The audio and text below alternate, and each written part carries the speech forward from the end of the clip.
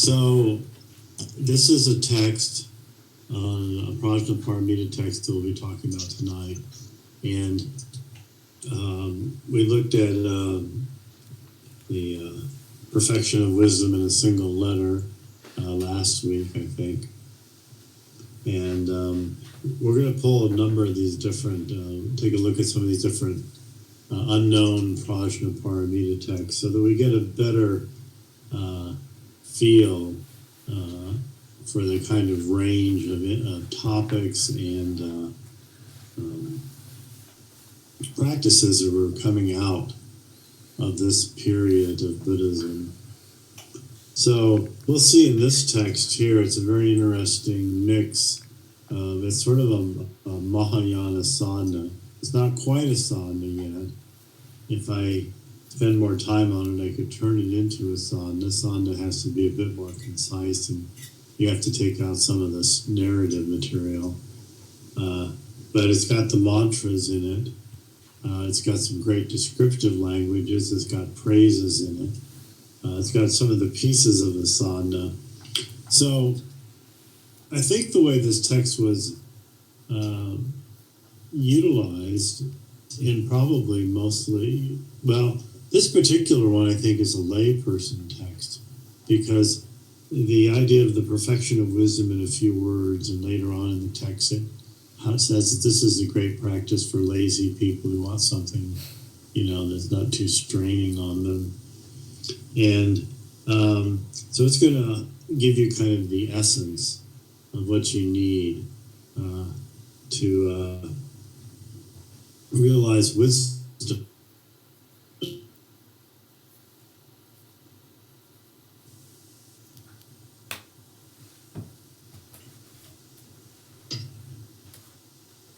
It's going to give you some stuff that you don't see in the Heart Sutra. And, excuse me.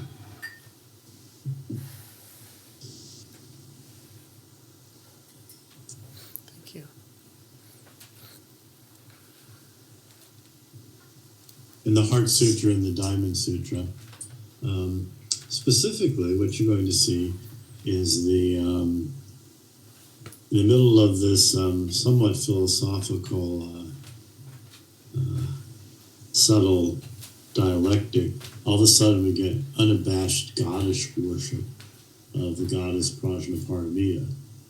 And that's certainly not in the Heart Sutra and is not in the Diamond Sutra. And not only that, you get a mantra to her. And it's a pretty classic goddess mantra. So there's a little more creativity in the Prajna Paramita when you start to look beyond these somewhat standardized, particularly the Heart Sutra. The Heart Sutra has become somewhat of a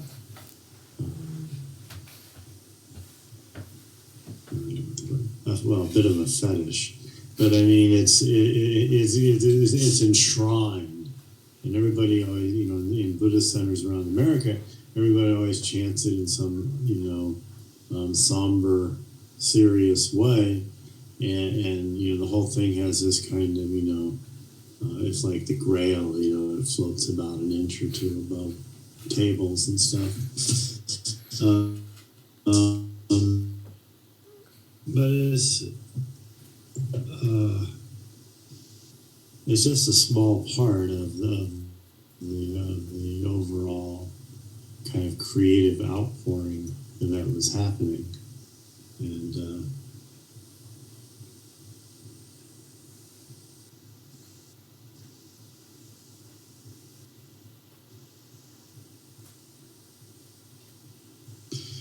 so that said, I will read this sort of bit by bit, talking about it, and then we'll chant it through all the way with the mantras. So this is the perfection of wisdom in a few words. And it begins in the very conventional way, as many of them do. Thus have I heard, at one time, the Lord dwelt at Rajagriha on the Vulture Peak, seated on the glorious lion throne, together with a large gathering of monks, with 1,250 monks, with hundreds of thousands of Nayutas and Kotis of Bodhisattvas, surrounded and revered by thousands of Nayutis and Kodis of gods, world guardians, and others.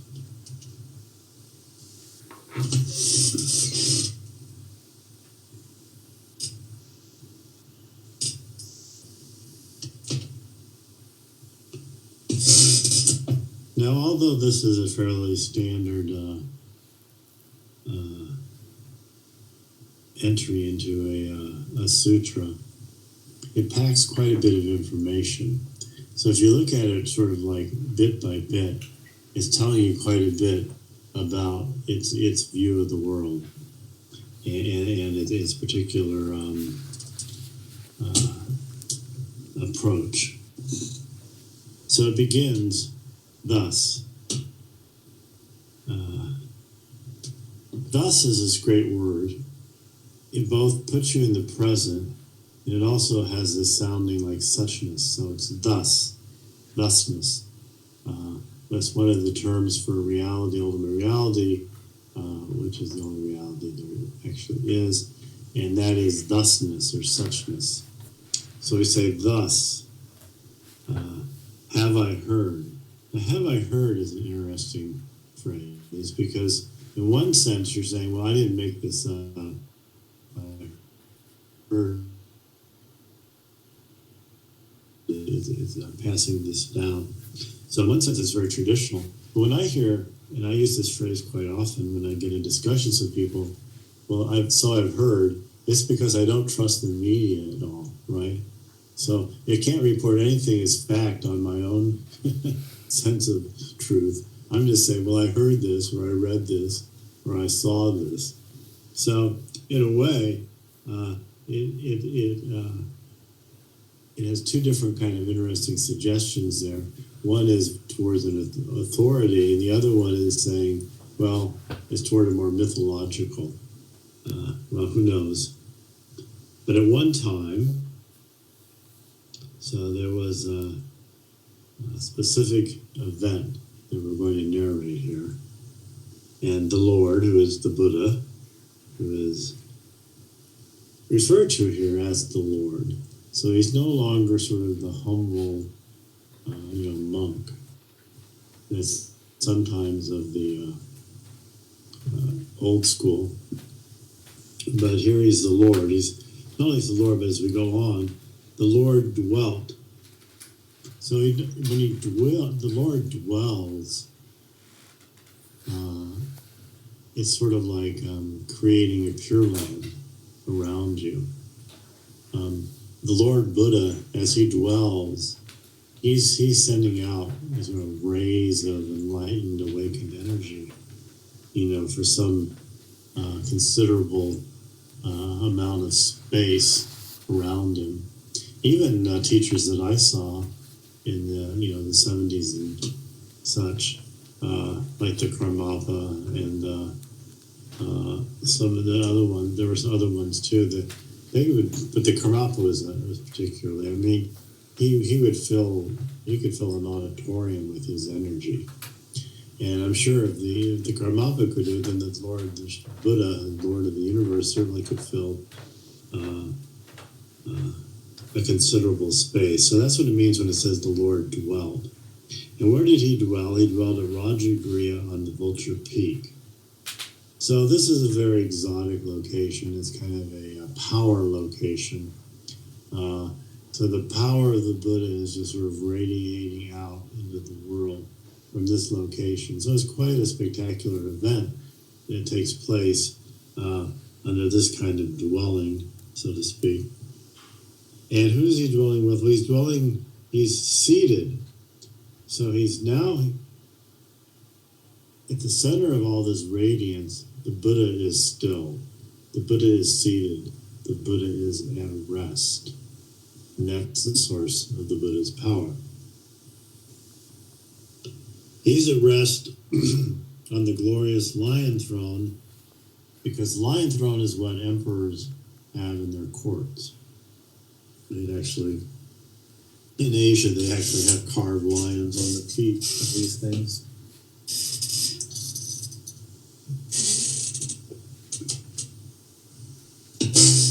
So So he sits on the lion throne.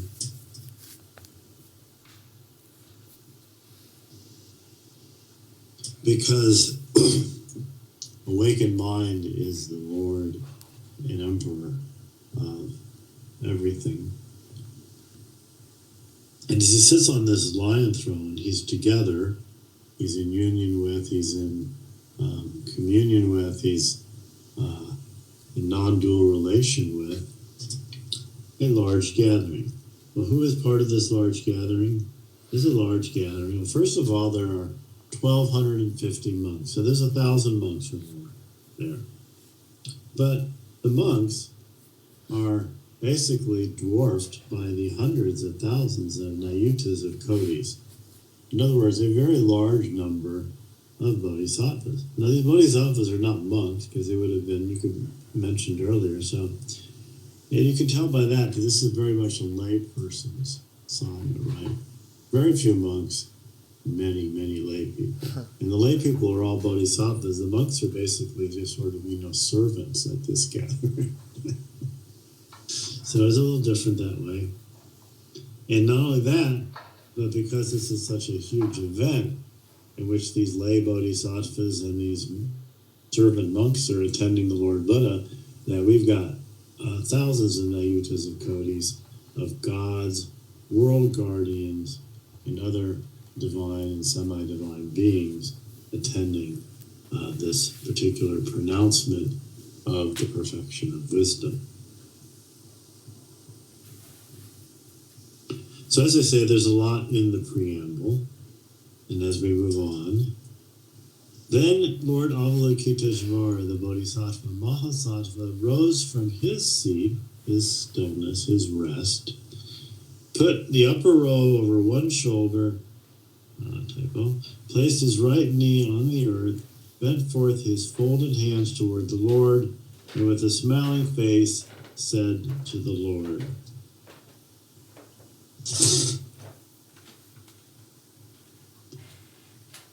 Now this is a neat, as he's going to ask the Buddha to this question, and you obviously, when you have this moment, you're going to ask a pretty good question, particularly with all those nayutas of kodis of gods there and everybody. It's a large audience. So he then has a bit of a theater aspect. So Avalokiteshvara, he puts one knee on the ground. You'll have to try this at home. It's a great form of supplication. It's very medieval, like to your liege lord. You got one knee on the ground, the other one up, and you got the Anjali. And then, of course, with their robes, they take the robe and they put it over their shoulder, and they bow, and then they ask their question. So it's a kind of supplication pose similar to a bowing or a prostration. So Avalokiteshvara is sort of surrendering at the same time he's posing a question, and again also creates a rather elegant setting for what's going to be said. And Avalokiteshvara says, "Demonstrate, O Lord, the perfection of wisdom in a few words, which is of great merit. When beings merely hear it, all obstacles arising from their past deeds will be extinguished, and they will definitely awaken to enlightenment. The mantras of those beings who labor zealously at the recitation of mantras will succeed without fail." So Avalokiteshvara has a pretty good question. But he begins with this beautiful, he doesn't say, it's not like a intellectual question, or a question of curiosity, or a question of theory, or even a question of view. He says, "Demonstrate, O Lord." I mean, that's you'd like to get those three words in the Bible. A lot of places you say, all right, somebody says something, you go, "Demonstrate." Show me. See, that's the, you're all in Missouri, right? The show me state. Show me, demonstrate. But here, in this context, the Buddha is actually going to, in his delivery of this perfection of wisdom in a few words, pretty much give the power and the blessing of ultimate reality in the practice. And it will be in the mantras, of course. And that's the power that he's going to do. So because he's putting these mantras in here, in the practice that he's going to give, he's turning the philosophical into a transformative prayer that you can make that will benefit your awakened life.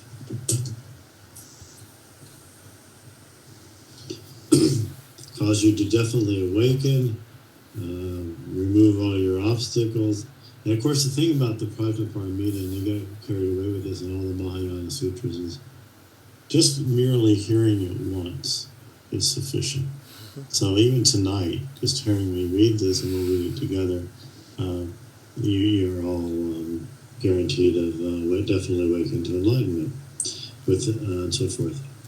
But if you go further and do some of the mantras that are going to be presented here, then these are especially blessed mantras, and their recitation will succeed without fail. So it's a big question. He said, well, give me something. You got a teacher, and you say, well, give me a very easy practice that I could do that will clear all my obstacles, cause me to awaken, and not be too strenuous.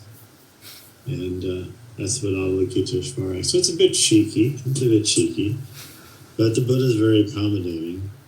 He says, thereupon the Lord, this is the Lord Buddha, gave his approval to the greatly compassionate Holy Lord Avalokiteshvara, the Bodhisattva Mahasattva. Well said, son of good family. You have been engaged for a long time in furthering the benefit of all beings, their welfare, and their happiness. Therefore, son of good family, listen and attend well. I will teach you the perfection of wisdom in a few words, which does have great merit. When beings merely hear it, their obstacles will be extinguished, and they will definitely awaken to enlightenment. And the mantras of those beings who labor zealously at the recitation of mantra will succeed without fail. So this is Avalokiteshvara's lucky day. He's done so many good works. He's all this merit, and the Buddha acknowledges Avalokiteshvara's bodhisattvic activity, and he says, okay, I will teach you this very easy practice, which is going to be really helpful because it does all these wonderful things. So now Avalokiteshvara is getting pretty excited, as you can see. He says, thereupon Lord Avalokiteshvara, the Bodhisattva Mahasattva, has said to the Lord, teach it then, blessed one, for the benefit of beings, for their welfare and happiness. Excuse me, I'm going to get a little more water to continue reading the rest of this.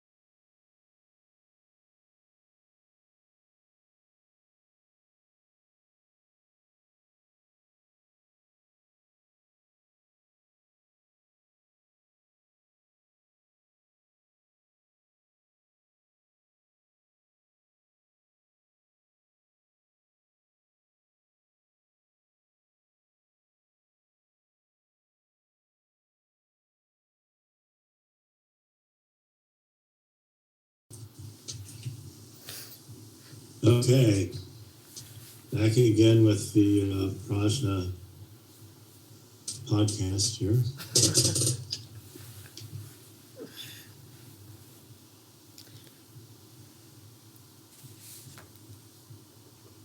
So Lord Avalokiteshvara asked, "Teach it then, Blessed One." And the Buddha says, "Thereupon the Lord at that time entered into the samadhi called the liberation from all suffering. When he entered into that samadhi, many hundreds of thousands of nayutis of kodis of rays issued from the hair tuft between his eyebrows. And all the Buddha fields were filled with these rays, and all the beings were touched by that radiance became fixed on the utmost right and perfect enlightenment, even as far as the beings in the hells. And all the Buddha fields shook in 6 ways, and showers of heavenly sandalwood power rained down on the ground at the feet of the Lord."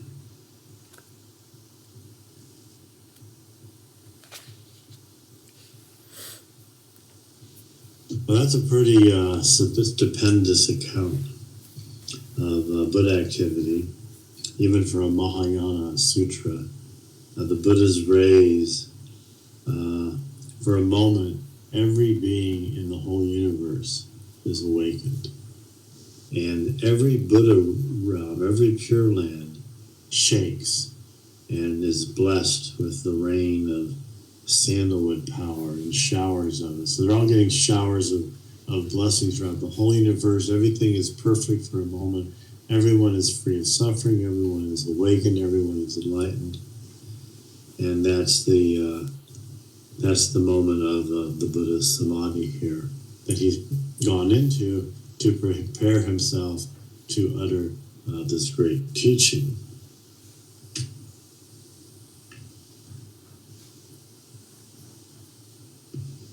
Thereupon the Lord, at that time, taught the perfection of wisdom as follows.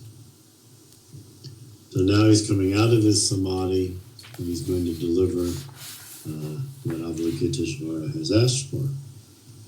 And the Buddha says, "The Bodhisattva Mahasattva should possess equanimity. He should have a friendly thought towards all beings. He should be thankful. He should be grateful. And he should desist in his heart from all evil."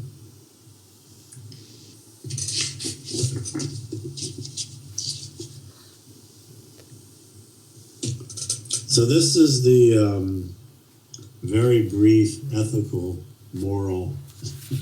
This is a summary of the Hinayana in terms of the path of virtue here. That you should have equanimity, you should be calm through whatever comes up. And you should be friendly towards everyone, wishing them well, having an open heart towards them. A loving heart, like I said, is the basis of Mahayana. And then we should be thankful for everything and things that happen in our lives and everything that is good. We should be grateful, which sort of doubles down on this idea of thankfulness. And we should desist in our heart from all evil.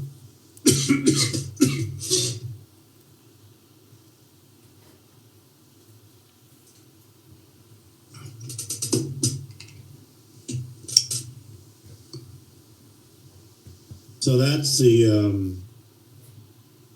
complete preparation. And you can see the Mahayana has just been reduced to very simple, sort of like, just this very simple ethic of loving kindness, of compassion. And he followed this by saying, "And this heart of perfect wisdom mantra should be repeatedly recited. Namo Sakamunyaya Tathagata Arhate Samyak Sambuddhaya Om Muni Muni Mahamunaya Svaha.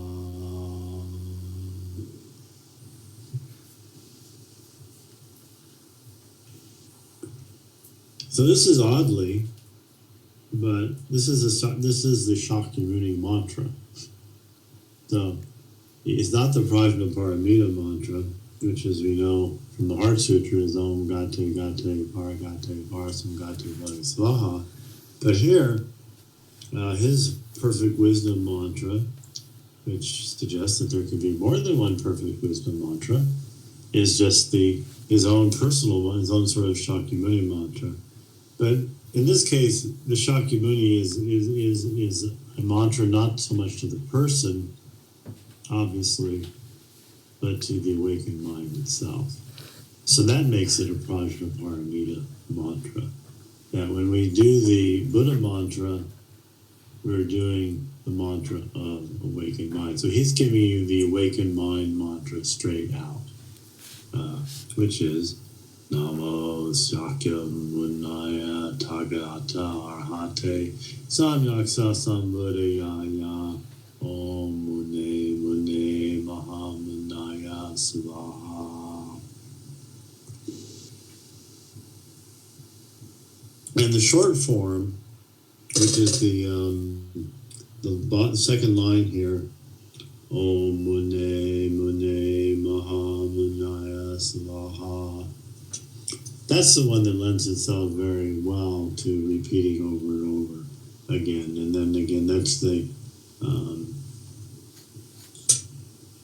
it's both the devotional mantra to the Buddha, but it's also the mantra of awakened mind itself. So as you do the mantra, it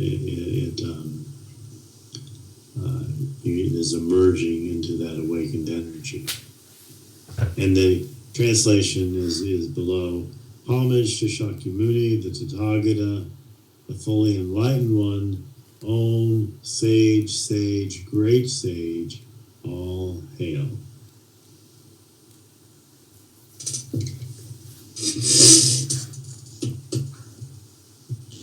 Then the Buddha continues. Through this perfection of wisdom, I have reached the utmost right and perfect enlightenment, and from it all the Buddhas have come into being. And all those who hear this little Dharma, bear it in mind, recite it, write it, and explain it in detail to others, and who, when they have been made into a book, preserve and treasure it, they will, even though learning just a single syllable of what is written here, become Tathagatas.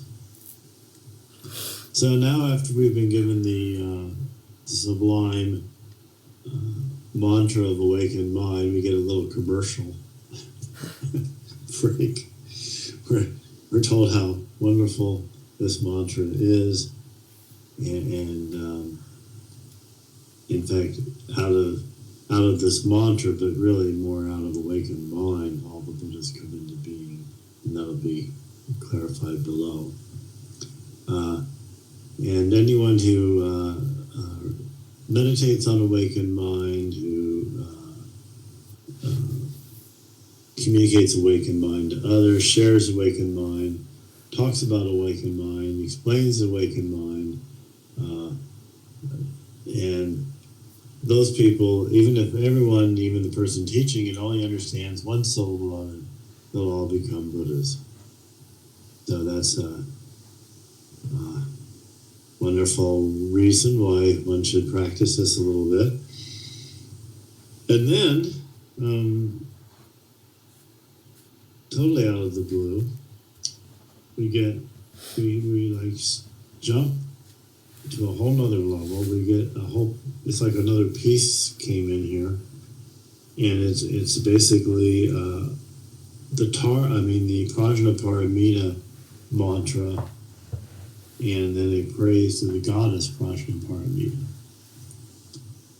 So this is what pretty amazing.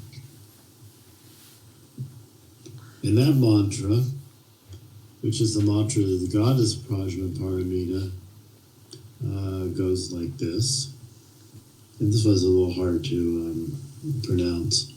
Om Jaya Jaya Padmame Avame Avame Shrasarani Diri Diri Devata Anupalani Yudat Tarini Parachakra Navarini Paraya Paraya Bhagavati Sarva Asa Mama Ka Sarva Sattvanan Ka Sarva Karma Avaranani Visahaya Buddha Astastiti Shivaha. This one I think sounds better in English, personally. Om. May I conquer, may I conquer. O you who are in the likeness of a lotus, hold me close, hold me close. O you, the path for going forward. Possessor of wisdom, goddess, protectress. You who rescue us from strife, who ward off the harmful actions of others. Fulfill, lovely lady, the hope of all. Clean away all my karmic coverings and those of all beings. You who are sustained by the Buddhas, all hail. So that's a really pretty prayer. Very pretty. And so here you get awakened mind takes the form of a goddess, specifically the goddess Prajna Paramita, which is she's usually portrayed as a white goddess in sort of full, like Tara, full jewels and robes and so forth and so on. And she's a very beneficent, smiling, beautiful white goddess.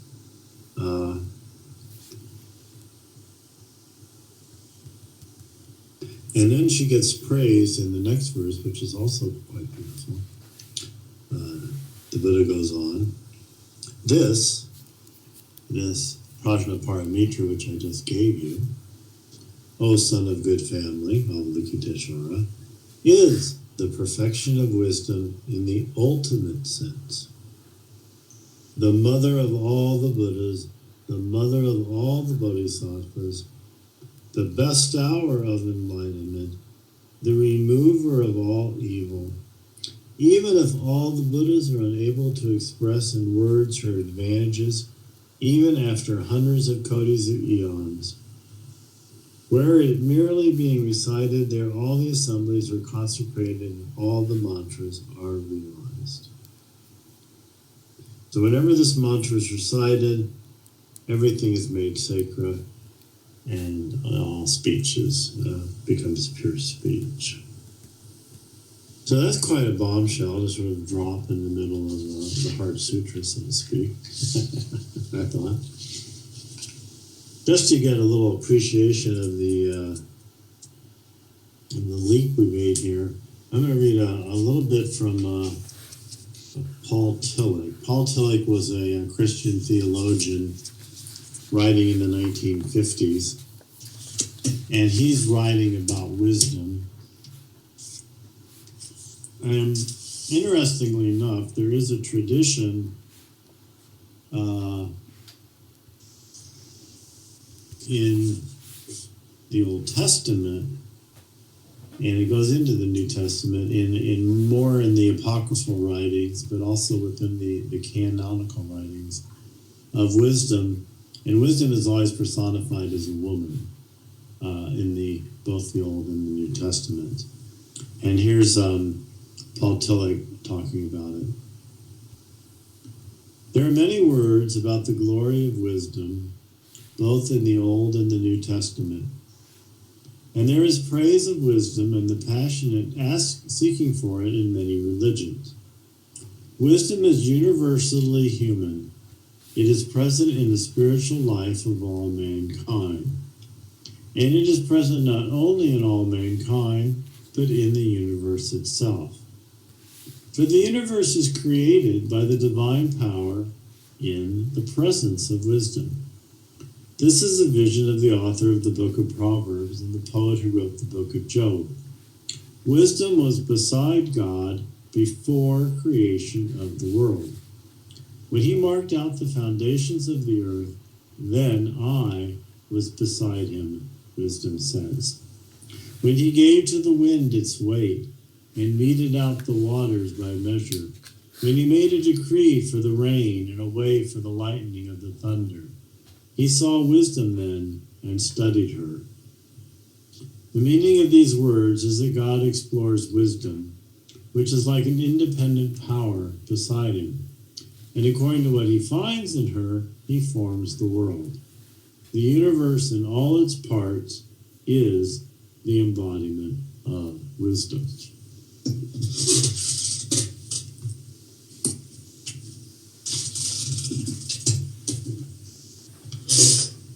So that's Prajna Paramita. She's sort of that's how she's mother of the Buddhas. She's the awakened mind is what you build universes out of if you're a deity.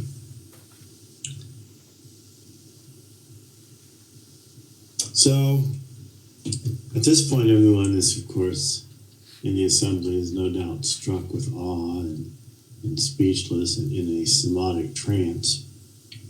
But Avalokiteshvara stays cool, and he's able to throw in a very funny question after such a very profound moment.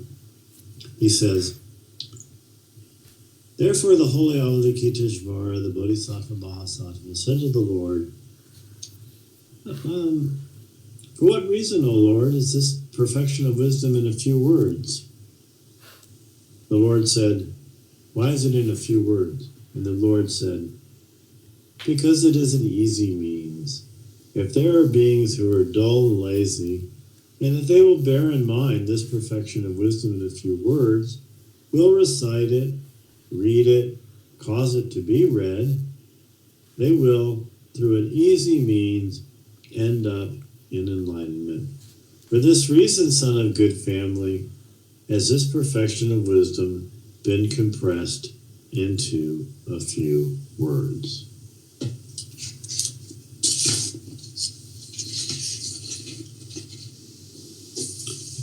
And then continuing, the holy Avalokiteshvara, the Bodhisattva Mahasattva, then said to the Lord, it is wonderful, O Lord, that for the benefit of beings this discourse on Dharma has been pronounced, for the sake of those sentient beings who are lazy and have need of an easy practice, for their welfare and their happiness.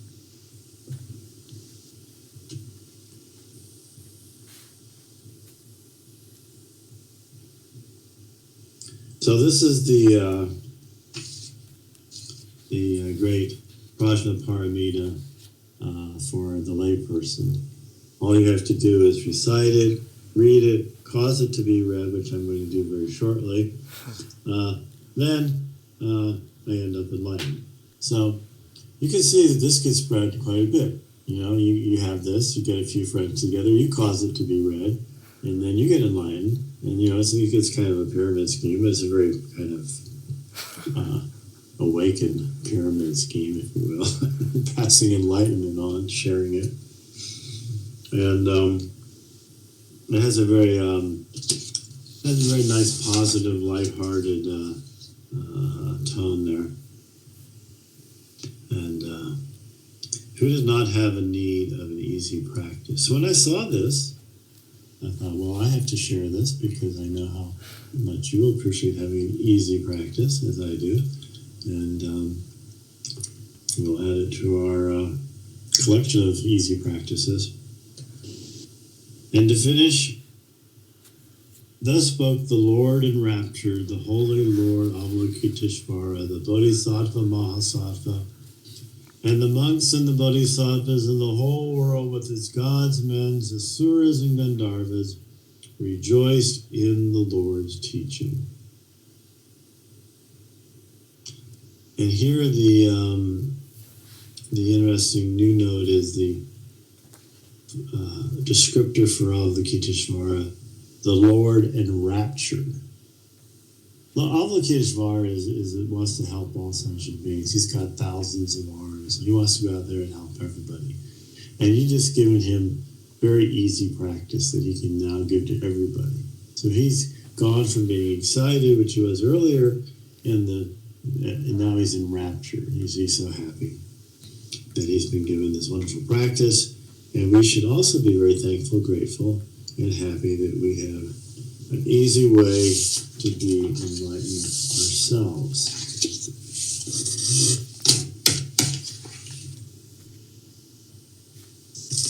So we could unmute, and if you have any questions, and then we'll recite it together, unmuted, which will probably sound terrible, but we'll do it anyway.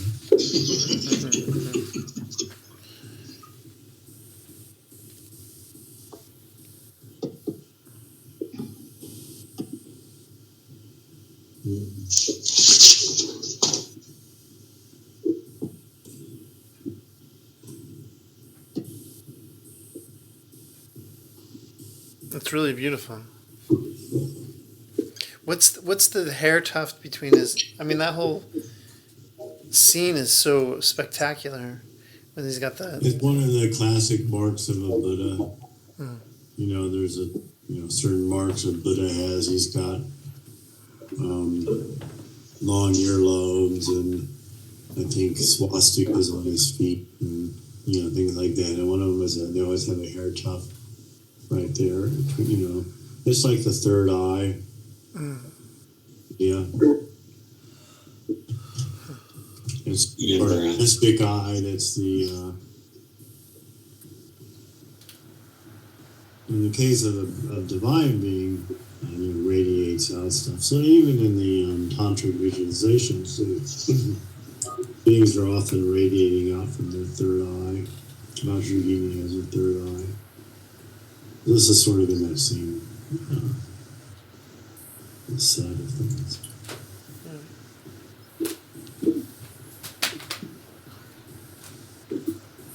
Bruce, you mentioned the quote from the Bible. I'm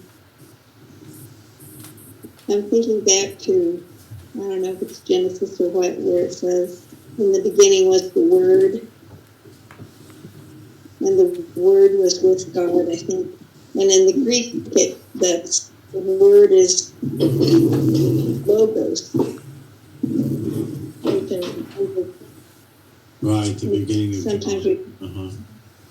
Yeah, okay, wherever it is. And could that be also, I've already forgotten what we were just talking about, wisdom, logos and wisdom actually different. Wisdom is prior to logos, I think. Logos, like the Greek word suggests, is sort of, it's terribly translated as word. And then take word to mean language, which is not all the idea here at all. Logos means the order of things, or the logic of things. It's the natural order. It's the way things are set up. And it implies that that they're set up in some sort of meaningful order. The universe is not completely. Everything's not random. Things follow laws, and there's an order and structure to things. And so when you say in the beginning was the word, that the logic or the intention was there, right from the beginning with creation. So creation is created as an ordered event with a purpose. Of course, this is the Christian text. So but that kind of idea of an order or a governing principle, Tao even, wisdom is actually before that, because wisdom doesn't have any purpose per se. Wisdom is just the awakened mind. It's the primordial enlightened energy that everything it nourishes, sustains everything, that everything has its being from. So Prajna Paramita is sort of like God. more than the logos, which is it comes out of that. So the Buddhas, if you think about Buddhas, they all represent some kind of dynamic principle coming out of the somewhat still wisdom. The Prajna Paramita is not. It's just the fact is the container, and out of that come these dynamic energies. So they could be dynamic in the form of a dhyana Buddha, in that they're just cosmic energies like Vairocana has, or Amitabha, Radhasambhava, Akshobhya, and so forth have. Or they could be specific Nirmanakaya incarnations, like Shakyamuni Buddha was, or they could be Sambhovakaya energies like Avalokiteshvara is, and those who have Pure Lands. So Buddhas are born out of wisdom. And deities come out of wisdom. Everything comes out of this primordial awakened potentiality, which is Prajna.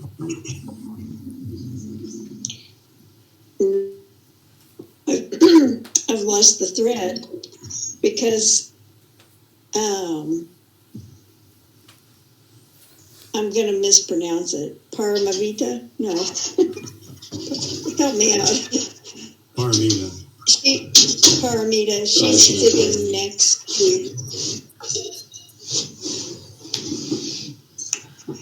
She's sitting next to. I think you just said. Help me remember that she's sitting next to. She's with. Who? When I was reading the text of Tillich, he was talking about wisdom as being present when God created the world. Okay. So it's like the same as Prajna. I'm suggesting that's similar to the mother of the Buddhas, that the mother's present when the Buddhas are born into the world. Oh. And the Buddhas represent specific kinds of dynamic energies that are acting in a world. Whereas Prajna Paramita actually transcends the whole notion of world even. It's just... Okay. I got it now. Yeah, thank you. Prajna Paramita.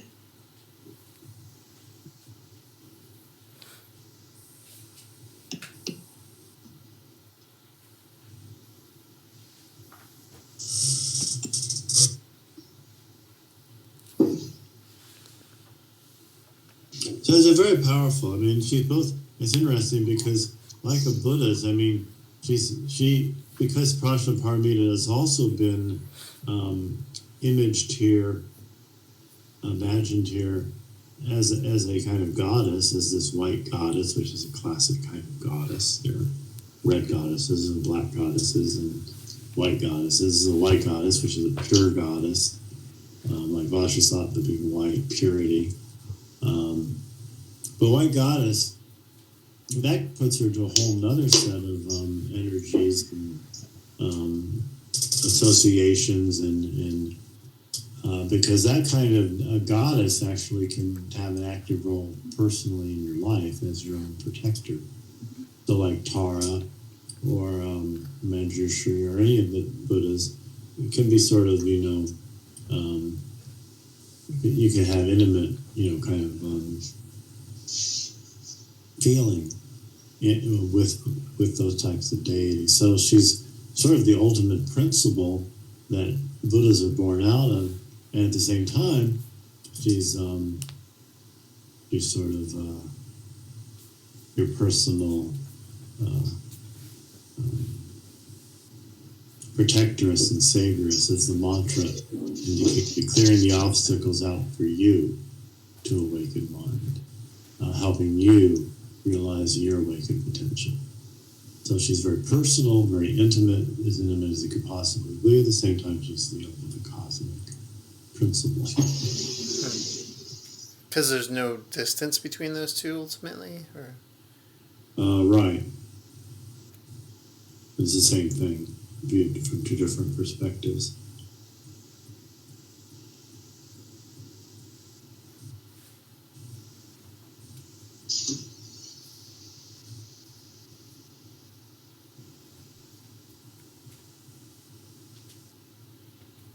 So when you get the real sense of what this kind of a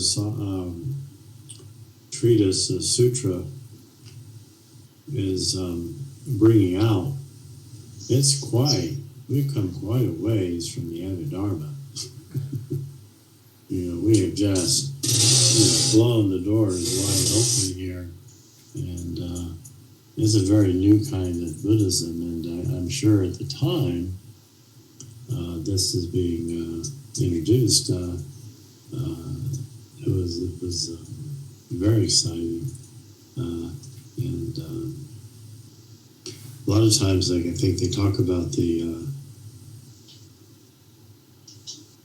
Mahayana Sutras when the Buddha mentions the word shunyata, 200 arhats immediately have heart attacks and drop dead. They can handle the idea of emptiness, and that's just the idea of emptiness. That's not even bringing in deities who are, have all these qualities as Paramita does. So that probably would kill another 300 or 400 of them. So that's why you don't have very many monks at these gatherings. Mahayana. You run a high mortality rate hearing the teachings. Only bodhisattvas can really abide very longer. The 1,250 monks who managed to survive this long are, pretty hardened ones, but the rest of them are just gone. Fainting all the time. is it just like instant parinirvana, or are they just dying from fear? Are they just ripe? Oh, it's a kind of Shock. shock.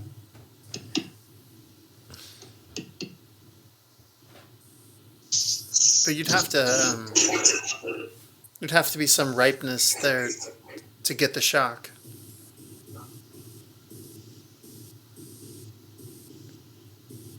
Because if you got the shock, then you really understood something. But if there's no shock to it, then it's just maybe just words, and there's no referent to the words. Makes sense. Well, one of the principles of human development seems to be that we get things parsed to us very slowly. There's a great saying in, I think Aeschylus, the Greek poet, says, men will learn through the bitter pains of wisdom, drop by drop.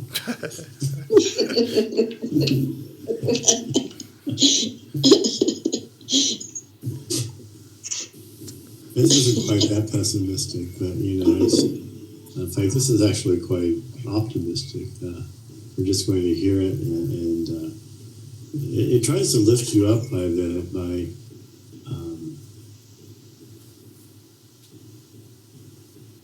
overwhelming your mind. That becomes generally the prevailing teaching method of the Mahayana, is to just blow people's minds. Of course, it gets very pronounced in Tantra. But you can see where Tantra is a natural follow-up to Mahayana. It just opens it even wider into formally, things that were taboo in ancient India, which at the time of Tantra was quite a bit because they were in a puritanical medieval setting. And so Tantra becomes the ultimate outsider religion. In India, outside is huge. But it's all based on this openness that is already present here in the Prajna Podcast earlier. And this idea that just mind is, in its attempts to conceptualize the world, are just sort of pleasantly blown away by the grandeur of these, enormous cosmic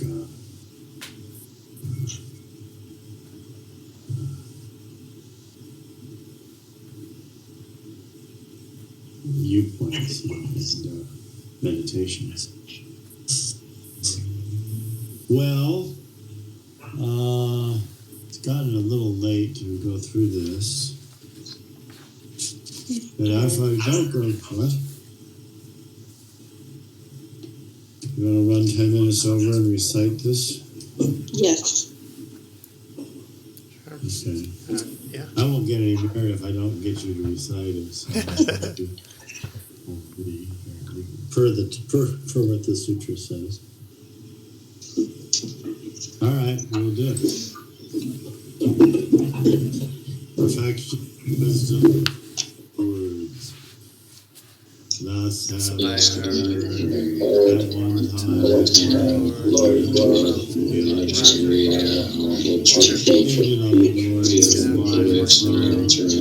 with the Lord, with 1215 hundreds of thousands of megatones of kotis of bodhisattvas, surrounded, revered,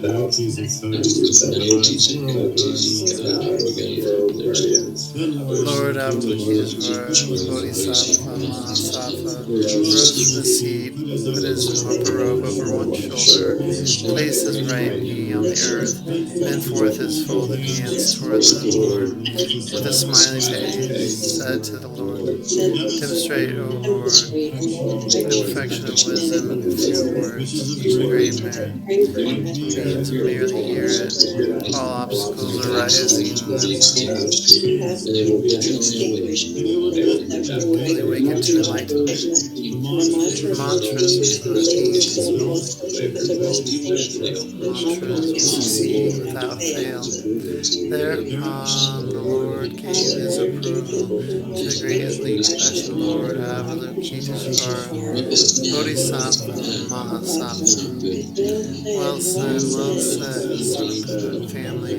You've been engaged for a long time for the benefit of all beings, their welfare and their happiness. Therefore, son of good family, listen and attend well. I will teach you the perfection of wisdom in a few words, which has great merit. When beings merely hear it, their obstacles will be extinguished and they will definitely awaken to enlightenment.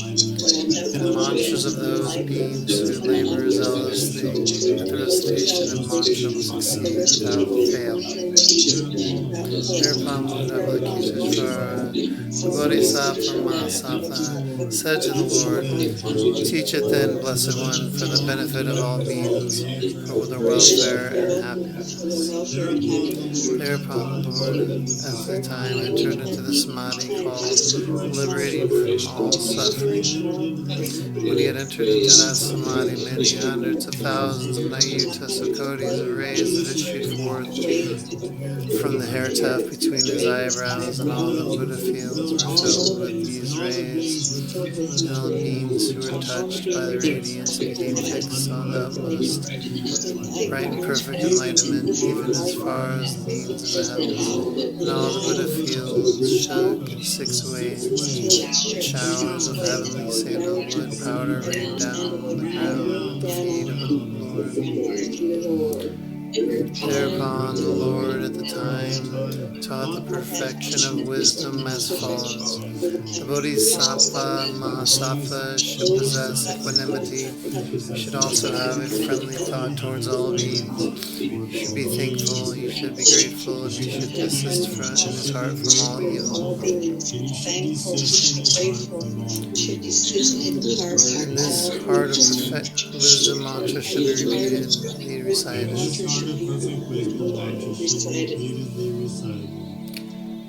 Namo Shakyam Maya Tadakata Rate Samyak Samaya Om Mune Maya Swaha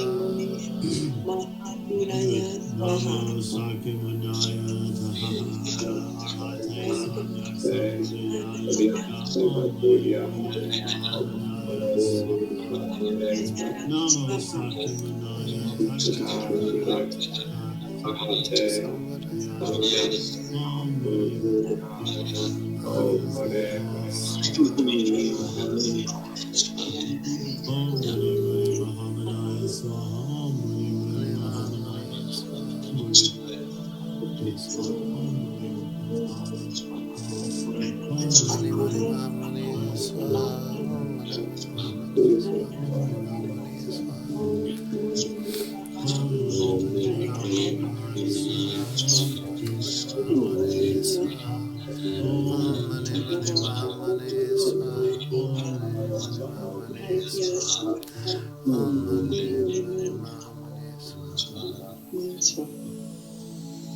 Through this perfection of wisdom, I have reached the utmost right and perfect enlightenment.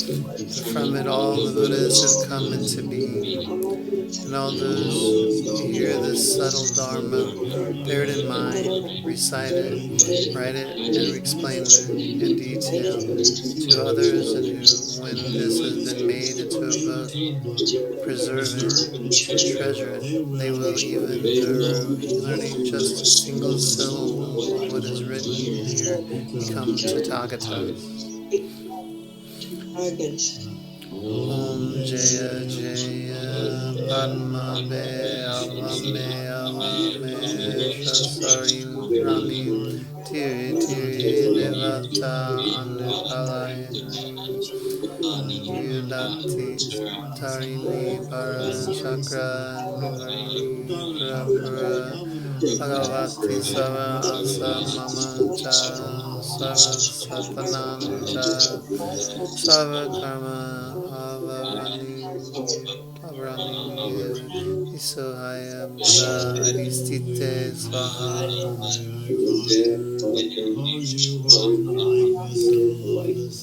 Hold me close, oh you, the path for going forward. Possessor of wisdom, goddess, protectress, you who rescue us from strife, ward off the harmful actions of others. Fulfill, lovely lady, the hope of all. Clean away all my coverings and all those of all beings. You who are sustained by the Buddhas, all hail. This, O son of good family, perfect wisdom, open sense, the mother of all the Buddhas, the mother of all the Bodhisattvas, the bestower of enlightenment, remover of all evil. Even all the Buddhas are unable to express in words her advantages, even after hundreds of kotis of eons. Where it is merely being recited, all the assemblies are consecrated, and all the mantras are realized. Thereupon, the holy Avalokiteshvara Bodhisattva Mahasattva said to the Lord, "For what reason, O Lord, is this the perfection of wisdom in a few words?" Because it is an easy means. There are beings who are dull and lazy. If they will bear in mind this perfection of wisdom in a few words, will recite it, read it, cause it to be read, they will, through an easy means, end up in enlightenment. For this reason, son of good family, is the perfection of wisdom compressed into a few words. The holy Avalokiteshvara, the Bodhisattva Mahasattva, said to the Lord, "It is wonderful, Lord, that for the benefit of all beings this discourse on Dharma has been pronounced. For the sake of sentient beings who are lazy and have need of an easy practice, for their welfare, for their happiness."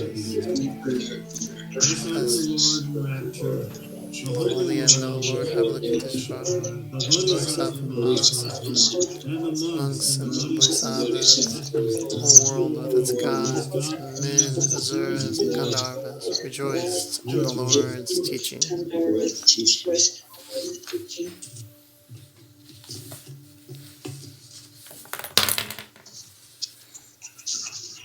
That's pretty quick, actually.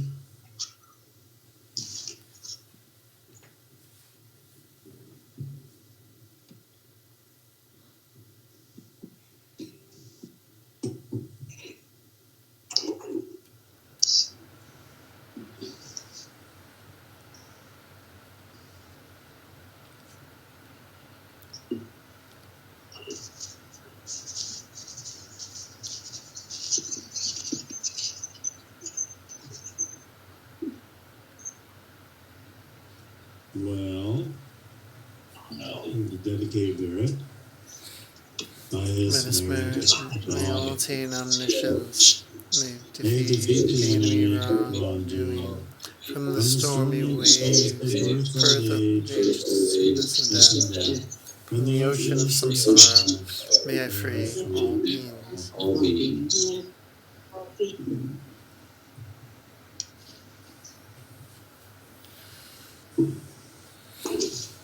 Thank you. So thank you so much, and we'll continue next week. That's good. Go enjoy your perfect life. on the internet.